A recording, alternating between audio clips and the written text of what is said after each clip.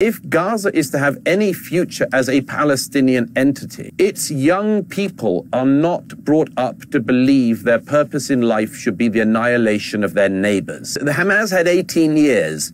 They could have educated their young in a different way, but they didn't. And now, if anything, is the time when they could. And these brave Gazans, who finally, thank God, have started to uprise, and we'll see how real it is, but it's clearly real because there's a very brave young Gazan man the other day who stood up against Hamas, and he was tortured and his body was dumped on his family's front door by Hamas a couple of days later.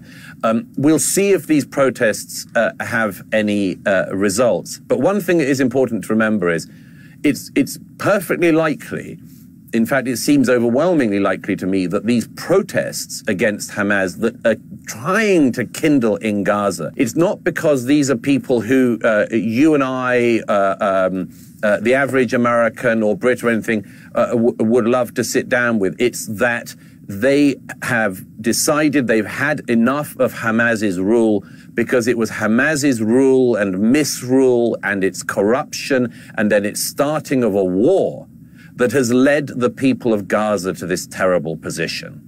A final quick thing on that, if I may, which is also, let's not forget that in the lies upon lies that have been built up in the last 18 months, so many people have been able to simultaneously point out the considerable youth boom in Gaza.